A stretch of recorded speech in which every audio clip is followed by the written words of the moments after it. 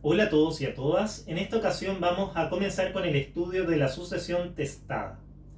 La sucesión testada o testamentaria es aquella que tiene lugar en los casos en donde se ha hecho un testamento y dicho testamento debe haberse realizado conforme a la ley, con disposición de bienes y que produce efectivamente las consecuencias jurídicas que la ley prescribe. Entonces, como ya se pueden dar cuenta, la sucesión testamentaria no es aquella que simplemente no es aquella en donde simplemente se verifica un testamento, sino que adicionalmente dicho testamento debe tener un contenido conforme a la ley. Ese mismo contenido debe disponer válidamente de los bienes y, en tercer lugar, debe producir sus efectos. Entonces, reuniéndose aquellas condiciones, estaremos en presencia de un sistema de sucesión testado-testamentario. En todo caso, la sucesión testada perfectamente podría convivir con la sucesión ab intestato o intestada, en cuyo caso vamos a estar en presencia de una sucesión de carácter mixta. Como ya se pueden dar cuenta, el concepto fundamental, es decir, el eje articulador de toda la sucesión testada, va a ser el testamento, por lo que conviene tener a la vista el concepto, las características, los requisitos y la interpretación respecto de este importante acto jurídico. Precisamente en este video nos vamos a dedicar al estudio de cada uno de esos elementos. En cuanto a su concepto, el testamento se encuentra definido en el artículo 999 del Código Civil.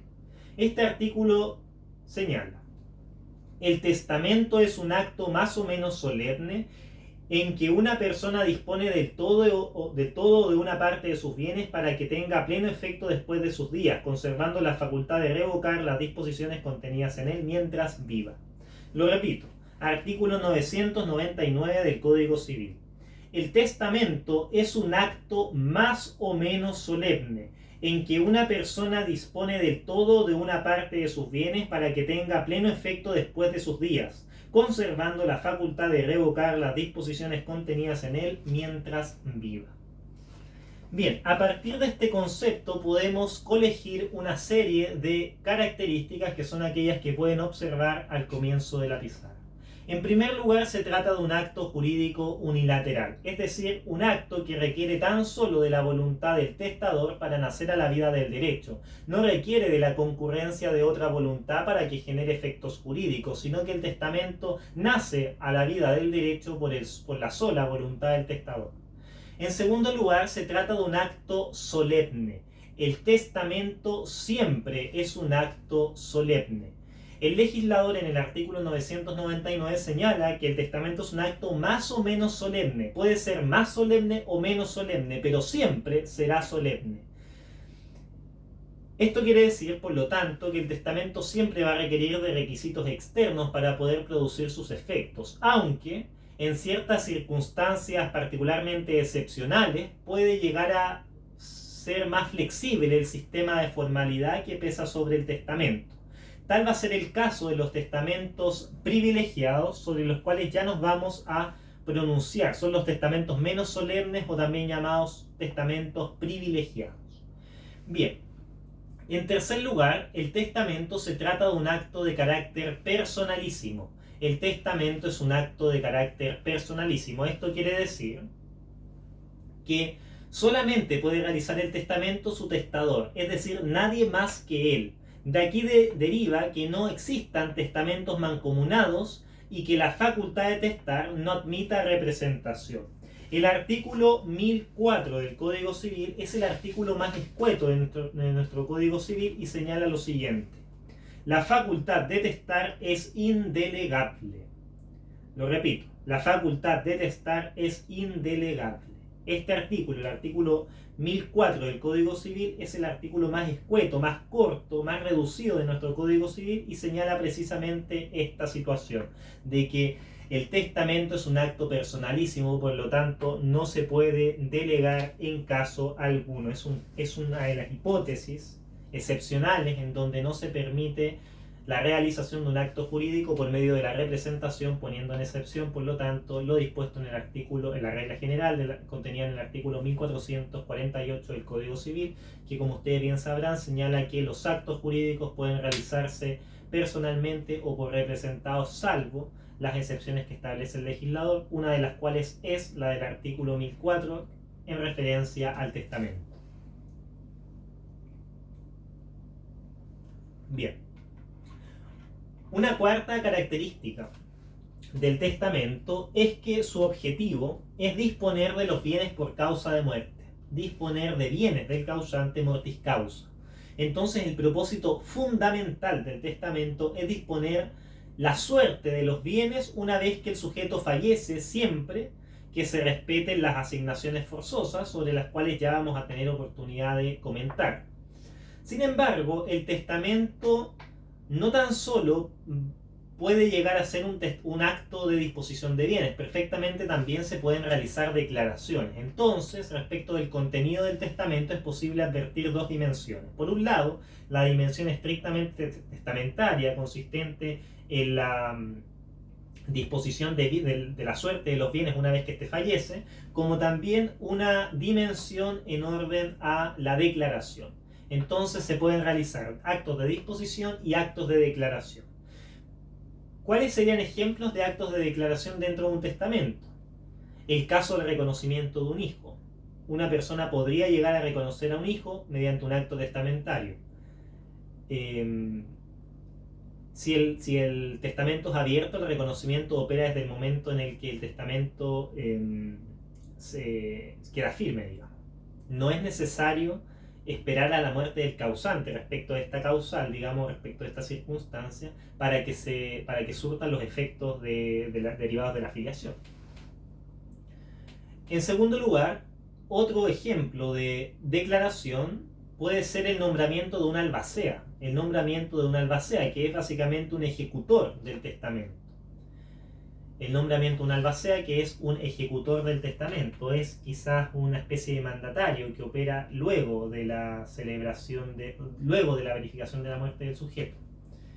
En tercer lugar, también es un acto de declaración la realización de la partición de los bienes. La realización de la partición de los bienes.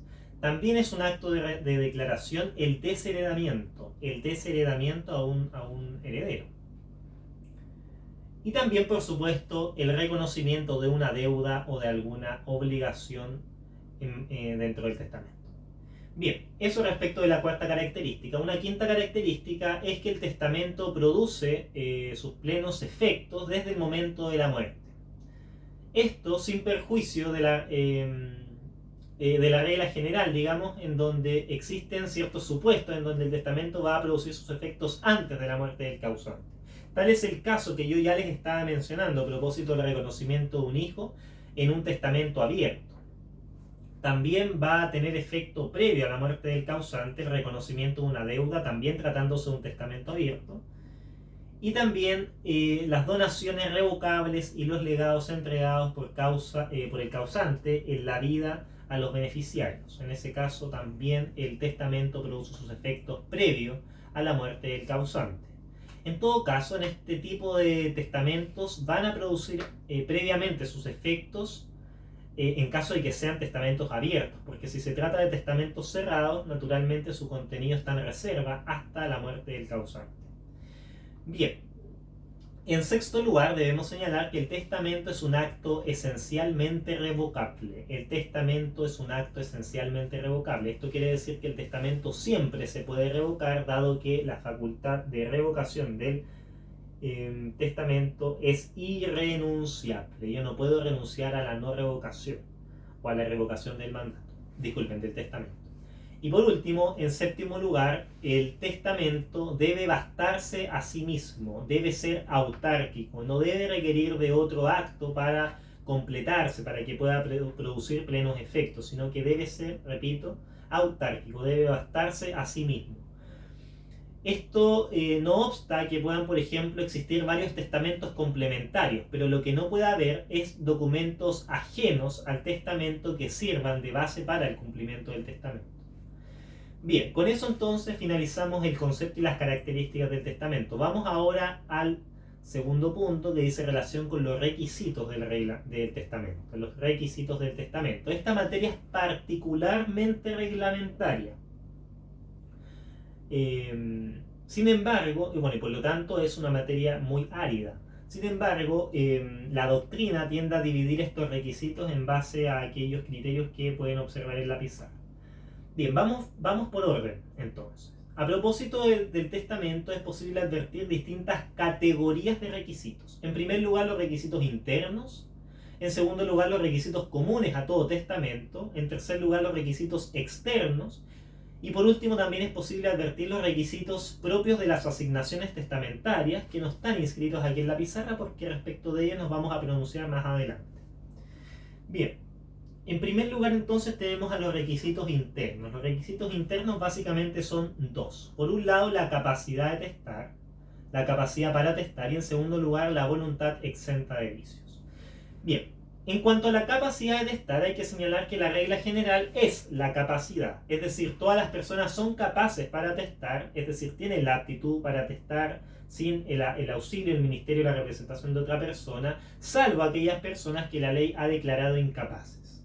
El artículo 105 del Código Civil señala quiénes son incapaces. Dentro de ese listado no se incluyen los menores adultos ni tampoco el pródigo interdicto. Esto quiere decir que las reglas de capacidad en materia sucesoria son más amplias que en materia de acto jurídico en general. Señala el artículo 1005 del Código Civil. No son hábiles para atestar, 2 puntos. 1. Derogado. 2. El impúber.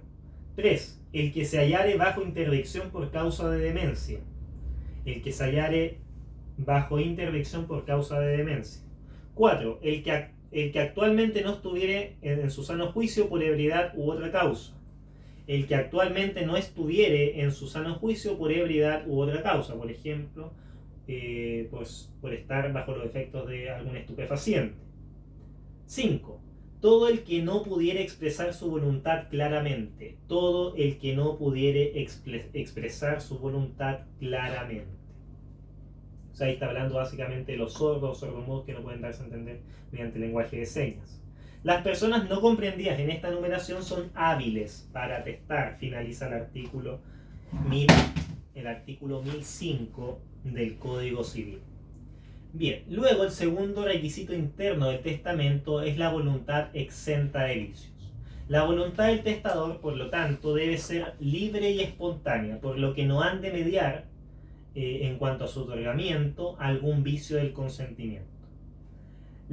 Respecto de esta materia, bueno, hay que pronunciarse sobre los 3 vicios del consentimiento que regula nuestro Código Civil de forma sistemática. En cuanto a la fuerza, hay que señalar que esta, de acuerdo a las reglas generales, va a viciar el consentimiento cuando se trate de una fuerza moral, grave, injusta, determinante y actual o inminente.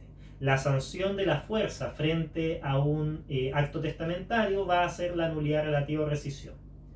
El dolo, en cuanto a vicio del consentimiento, va a transformar a aquel sujeto que ejecuta aquellas maquinaciones fraudulentas como indigno para suceder. Indigno para suceder. Lo mismo sucede respecto de la fuerza. Y el error se regula no a propósito del testamento en general, sino que se regula a propósito de las asignaciones testamentarias, y sobre ellas vamos a volver en otra oportunidad. Bien, luego tenemos a los requisitos comunes a todo testamento. Estos son básicamente 2. En primer lugar, la escrituración. El testamento siempre debe ser escrito por regla general. Y en segundo lugar, la presencia de testigos hábiles. En segundo lugar, encontramos la presencia de testigos hábiles. En el testamento abierto, ya vamos a ver qué es un testamento abierto. Se requieren 3 testigos más un funcionario competente, o bien 5 testigos. En cambio, en el testamento cerrado se requieren 3 testigos más un funcionario. La sanción frente a la falta de testigos hábiles es la nulidad absoluta. La regla general es que todas las personas puedan ser testigos hábiles, exceptuando aquellos que la ley ha declarado inhábiles. Son inhábiles, en primer lugar, todos los menores de 18 años. Son inhábiles para ser testigos del testamento los menores de 18 años. Así lo establece el artículo 1012 del Código Civil. Este artículo señala: no podrán ser testigos en un testamento solemne otorgado en Chile. 1. Derogado. 2. Los menores de 18 años. 3. Los que se hallaren en interdicción por causa de demencia. 4. Los ciegos. 4. Los que actualmente se hallaren privados de razón. los que actualmente se hallaren privados de razón. 5. Los ciegos. 6. Los sordos. 7. Los mudos. 8. Los condenados a alguna de las penas designadas en el artículo 267, número 7, y en general los que por sentencia ejecutoriada estuvieran inhabilitados para ser testigos. 9. Los amanuenses del escribano que autorizare el testamento. Los amanuenses del escribano que autorizare el testamento. Los amanuenses son los copistas del escribano, los copistas del notario, si se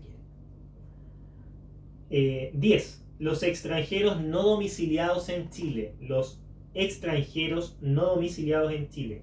11. Las personas que no entiendan el idioma del testador sin perjuicio de lo dispuesto en el artículo 1024.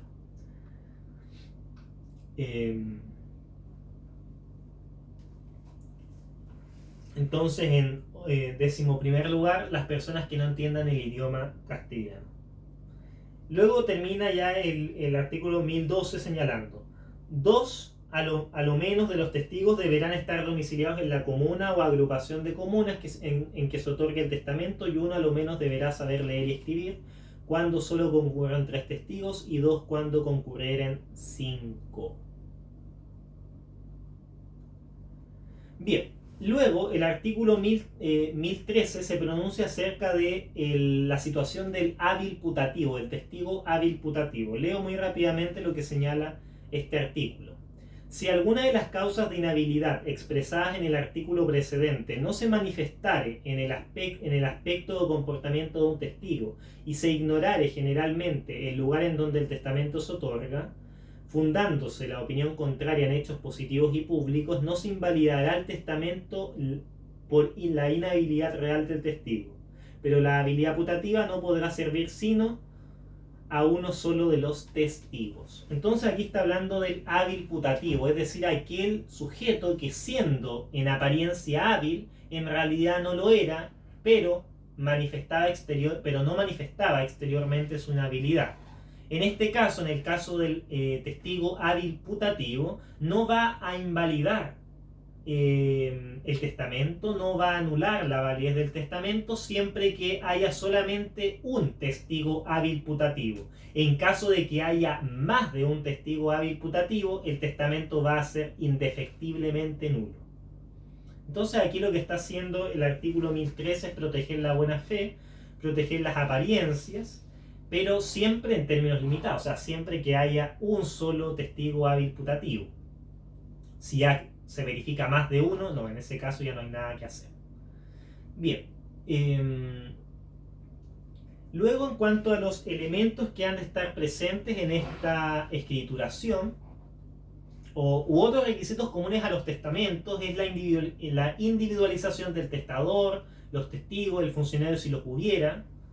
El lugar de otorgamiento también es un elemento que ha de estar siempre presente aquí en la escrituración. La fecha de otorgamiento, la continuidad y unidad del acto que ha de dejarse constancia. Por supuesto, también dentro de la escrituración se integra la firma del testador, la firma de los testigos, de los funcionarios que hubiesen participado, y también, por supuesto, el registro del testamento. Todos esos elementos entonces serían más o menos comunes a todos los testamentos. Bien, pasemos ahora a los requisitos externos, o también llamados solemnidades del testamento. Respecto a estos requisitos hay que hacer una serie de distinciones, partiendo por si el testamento fue otorgado en Chile o si el testamento fue otorgado en el extranjero. Partamos por el supuesto en donde el testamento haya sido otorgado en Chile. Aquí podemos identificar dos categorías. En primer lugar, el testamento solemne o propiamente tal, y por otro lado el testamento menos solemne o también llamado privilegiado. El testamento solemne o propiamente tal es aquel testamento en que se han observado todas las solemnidades que la ley ordinariamente requiere, precisa o establece. Entonces, el testamento solemne es aquel en donde se han observado todas las solemnidades que la ley establece para su validez. Dentro de los testamentos solemnes podemos identificar dos tipos. Por un lado, el testamento abierto, público o nuncupativo. El testamento abierto, público o nuncupativo. Y por otro lado, el testamento cerrado, secreto o también llamado místico. El testamento cerrado, secreto o místico. El testamento nuncupativo o testamento abierto es aquel en donde el testador hace saber sus disposiciones al funcionario, si lo hubiere, y también a los testigos. Este testamento abierto puede ser otorgado ante un notario o bien ante 5 testigos. El artículo 1015 es aquel que define al testamento abierto, público o nuncupativo. Señala: lo que constituye esencialmente el testamento abierto es el acto en que el testador hace sabedores de sus disposiciones al escribano, el lenguaje actual al notario, si lo hubiere, y a los testigos. El testamento será presenciado en todas sus partes por el testador por un mismo escribano, si lo hubiere, o por unos mismos testigos. Luego señala el 1016 en términos meramente formales: en el testamento se expresarán el nombre y apellido del testador, el lugar de su nacimiento, la nación a la que pertenece, si está o no vecindado en Chile, y si lo está, la comuna en que tuviere su domicilio, su edad, la circunstancia de hallarse en su entero juicio, los nombres de las personas con quienes hubiere contraído matrimonio, de los hijos habidos en cada matrimonio, de cualquier otro hijo del testador, con distinción de vivos y muertos, el nombre, apellido, domicilio de cada uno de los testigos, y se ajustarán estas designaciones a lo que respectivamente declaren el testador y testigos. Se expresarán asimismo el lugar, día, mes, año del otorgamiento y el nombre, apellido y oficio del escribano si asistiere alguno. Bien. En cuanto a la forma en que se puede otorgar el testamento abierto, existen dos. En primer lugar, en el protocolo, que se verifica cuando se incorpora directamente en el protocolo del notario o escribano, como señala el código, o bien en hoja suelta, denomina también el legislador. Esta aplica en los casos en donde el testamento se realiza ante 5 testigos o frente a 3 testigos y un juez de letras. Ese sería entonces en hoja suelta. Bien. Luego tenemos al testamento cerrado, secreto o también llamado místico. Este es aquel testamento en que no es necesario dar a conocer el contenido de sus disposiciones a los testigos o al funcionario público, sino que el testador va a presentar al funcionario y a los testigos una escritura cerrada expresando que en ella se contiene un testamento. El artículo 1023 define qué es lo que ha de entenderse por testamento cerrado. Lo leo muy rápidamente. 1023. Lo que constituye esencialmente el testamento cerrado es el acto en que el testador presenta al escribano y testigos una escritura cerrada declarando de viva voz y de manera que el escribano y testigos le vean, oigan y entiendan, salvo el caso del artículo siguiente, que en aquella escrituración se contiene su testamento. Los mudos podrán hacer esta declaración escribiéndola a presencia del escribano y testigos. El testamento deberá estar escrito o a lo menos firmado por el testador. El sobrescrito o cubierta del testamento estará cerrado o se cerrará exteriormente de manera que no pueda extraerse el testamento sin romper la cubierta. Queda al arbitrio del testador estampar el sello o marca o emplear cualquier otro medio para la seguridad de la cubierta. El escribano expresará en el sobrescrito o cubierta bajo el epígrafe testamento la circunstancia de hallarse el testador en su sano juicio, el nombre, apellido y domicilio del testador y de cada uno de los testigos y el lugar, día, mes y año del otorgamiento. Termina el otorgamiento por las firmas del testador y de los testigos y por la firma y signo del escribano sobre la cubierta. Durante el otorgamiento estarán presentes, además del testador, un mismo escribano y unos mismos testigos, y no habrá interrupción alguna, sino en breves intervalos que algún accidente lo exigiere. Bien. El testamento cerrado, por lo tanto, solamente puede realizarse ante funcionario que bien puede ser el notario de la comuna o el juez de letras competente y ante 3 testigos. Entonces Una gran diferencia con el testamento abierto es que el testamento cerrado siempre debe realizarse ante un funcionario, siempre ante tres testigos y un funcionario. En cambio, el testamento abierto, recuerden ustedes, se podía hacer ante tres testigos y un notario, ante tres testigos y un juez de letras, o bien ante cinco testigos.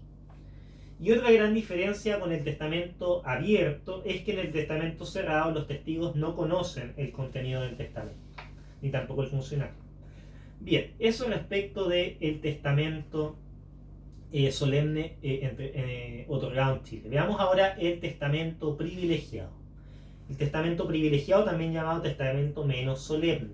Este es aquel en donde las partes, en donde se puede omitir alguna de las solemnidades por consideración a las circunstancias particularmente complejas que asisten al testador.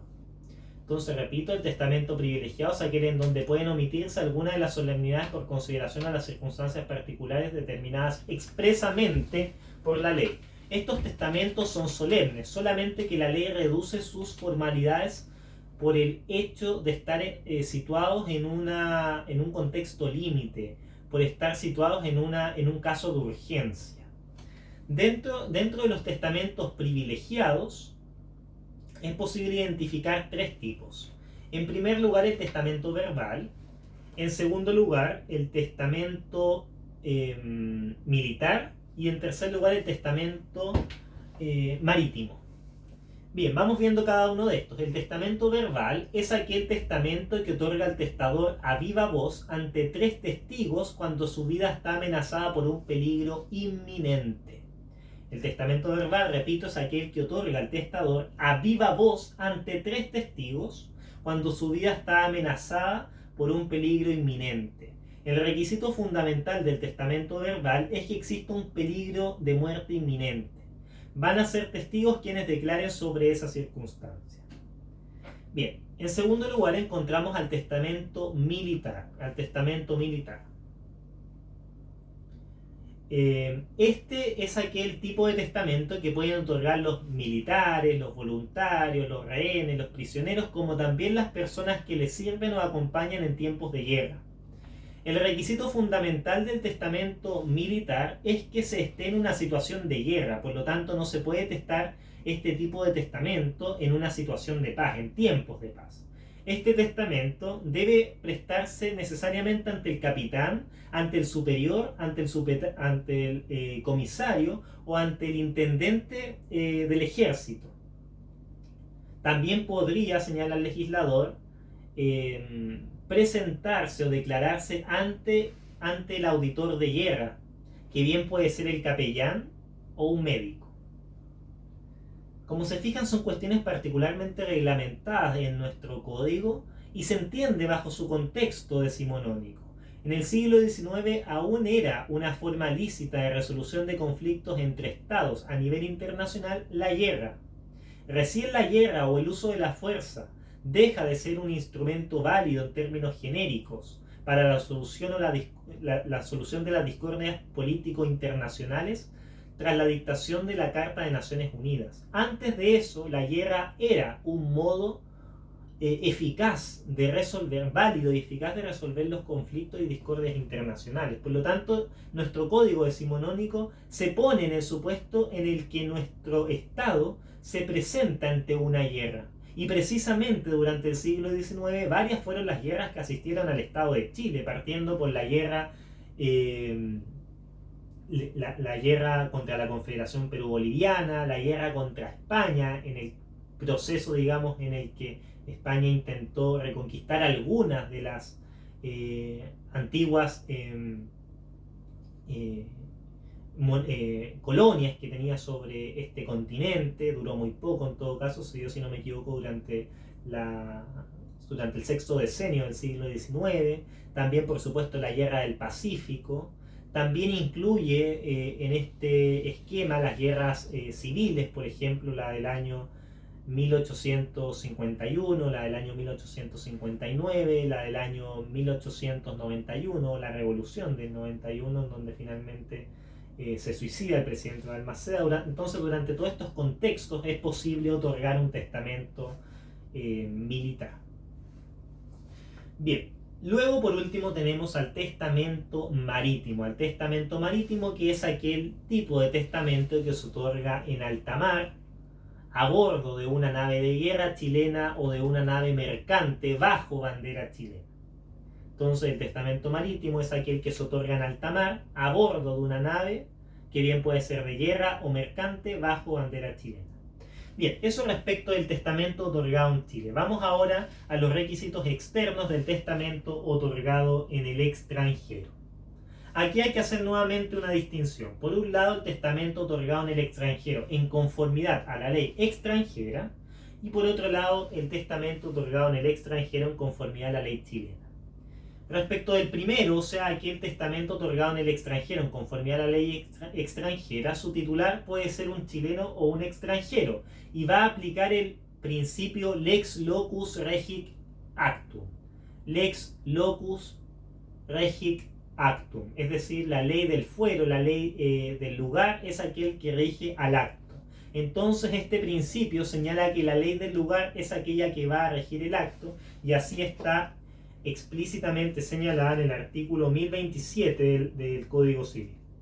Valdrá en Chile el testamento escrito otorgado a un país extranjero por sí, si por lo tocante a las solemnidades hiciere constar su conformidad a las leyes del país en que se otorgó, y si además se probare la autenticidad del instrumento respectivo en la forma ordinaria. Entonces de aquí se colige que para que tenga validez un testamento en Chile, otorgado en el extranjero conforme a las reglas del país en donde se otorgó, dicho testamento debe necesariamente en primer lugar constar por escrito, En segundo lugar, debe cumplir con las leyes y solemnidades del lugar en donde se otorga, Por lo tanto, se pone en aplicación aquel principio que acabo de mencionar, digamos. Lex locus regic actum. Ahora bien, en principio del principio iure novia curia, principio iure novit curia, el juez conoce el derecho, pero ese derecho no se extiende hacia el derecho extranjero, por lo que las partes van a ser quienes van a tener que acreditar la vigencia de aquel derecho extranjero y su aplicabilidad en su testamento. Entonces, repito, en virtud del principio iure novit curia, el juez conoce del derecho, pero este tipo de derecho encuentra como límite o como excepción el derecho extranjero. Por lo tanto, va a ser de resorte de las partes el probar aquel derecho extranjero en juicio. Y luego, un tercer requisito para que valga este testamento es que se debe acreditar o probar la autenticidad de aquel testamento otorgado en el extranjero. Bien, luego tenemos al testamento otorgado en el extranjero de conformidad a la ley chilena. El testamento otorgado en el extranjero en conformidad a la ley chilena. Respecto de este, solamente pueden otorgarlo a los chilenos o extranjeros domiciliados en Chile. Solamente pueden otorgar este tipo de testamento los chilenos por un lado y por el otro los extranjeros domiciliados en Chile. Aquí ya no rige el principio lex locus regit actum, ya no rige el principio que se aplicaba en el anterior, porque va a regir lisa y llanamente la ley chilena. Los requisitos para que este testamento otorgado en el extranjero bajo el amparo de la ley chilena sea válido son los siguientes. En primer lugar, debe tratarse de un chileno o extranjero con domicilio en Chile. En segundo lugar, el testamento debe concederse ante funcionario diplomático o consular chileno. El testamento debe concederse ante funcionario diplomático o consular chileno. En tercer lugar, los testigos deben tener domicilio en la ciudad donde se otorgue. Deben haber 3 testigos. Entonces los testigos deben tener domicilio en la ciudad donde se otorgue y deben ser 3. En cuarto lugar, se deben cumplir con todas las formalidades de la ley chilena. Y en quinto lugar, debe verificarse el trámite del sello y visto bueno, es decir, debe llevar el sello o el membrete, si se quiere, del consulado o de la embajada chilena. Bien, eso respecto de los requisitos del testamento en general. Por otro lado, existen también requisitos de las asignaciones testamentarias. Existen requisitos de las asignaciones testamentarias. Estos, en todo caso, los vamos a ver más adelante. Pero tan solo los voy a enumerar para que les quede presente que existen otros requisitos. Los requisitos de las asignaciones testamentarias son, en primer lugar, que el asignatario sea capaz y digno de suceder. Que el asignatario sea capaz y digno de suceder.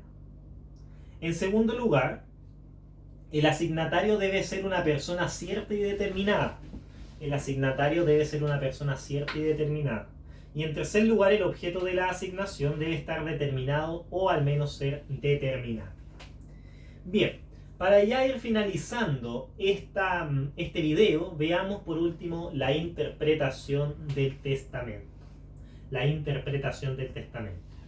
Bien, en cuanto a su concepto, debemos señalar que interpretar un testamento tiene por objeto conocer la verdadera voluntad del testador al momento del otorgamiento.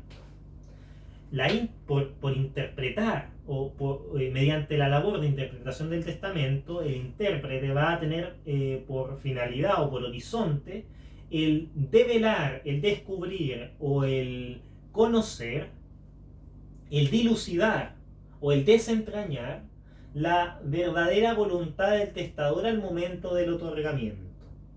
Esa es su finalidad, su objetivo, el dilucidar la voluntad del testador al momento del otorgamiento.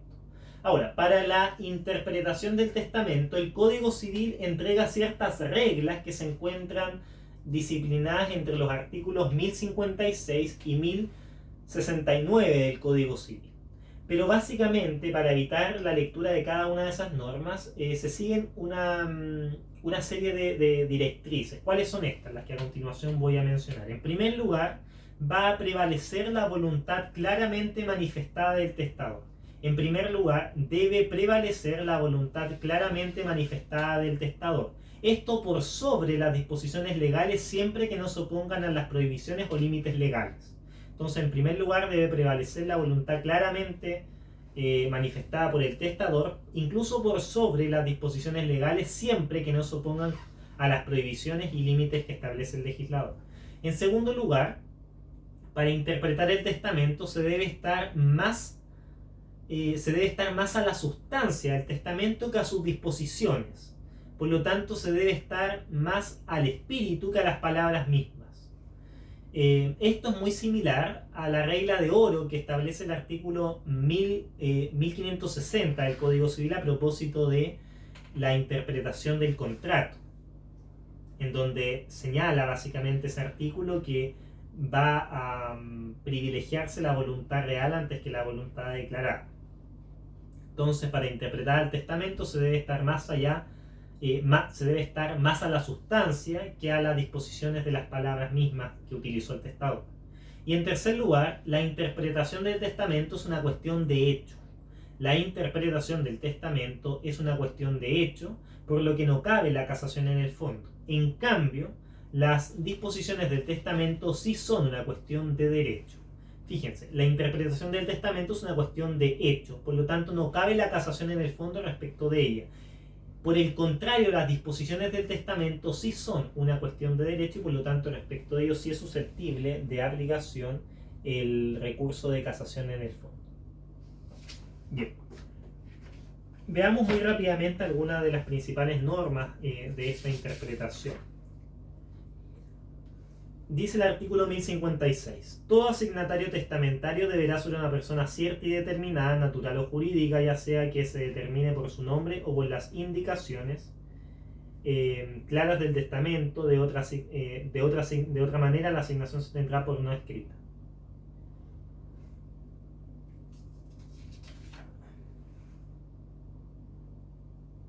Luego aparecen ciertas normas referidas al error, por ejemplo en el 1057. Luego el artículo 1059 señala que las disposiciones captatorias no valdrán, se entenderán por tales aquellas en que el testador asigna alguna parte de sus bienes a condición de que el asignatario la deje por testamento a alguna parte de los suyos.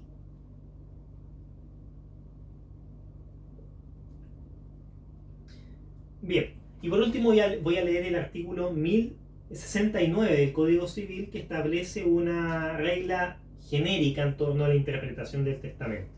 Dice: sobre las reglas dadas en este título acerca de la inteligencia y efecto de las disposiciones testamentarias, prevalecerá la voluntad del testador claramente manifestada, con tal que no se oponga a los requisitos y prohibiciones legales. Lo repito: prevalecerá la voluntad del testador claramente manifestada, con tal que no se oponga a los requisitos o prohibiciones legales. Para conocer la voluntad del testador, se estará más a la sustancia de las disposiciones que a las palabras de las que se haya servido. Para conocer la voluntad del testador, se estará más a la sustancia que a las disposiciones que a las palabras de que se haya servido. Bien, con esto entonces vamos a dar por finalizado este video en torno al estudio del testamento y la sucesión testada, en donde analizamos en primer lugar el concepto de testamento, sus características, luego sus requisitos, con todas las disquisiciones que tuvimos oportunidad de analizar, y por último la interpretación del testamento. Ya en las próximas sesiones vamos a comenzar con el estudio de las asignaciones testamentarias. Las asignaciones testamentarias, que son aquellas que se realizan en el testamento por una persona difunta para suceder en sus bienes. Así se define en el artículo 953 del Código Civil. Bien, espero hayan sido claras estas explicaciones y nos vemos en una próxima oportunidad. Hasta pronto.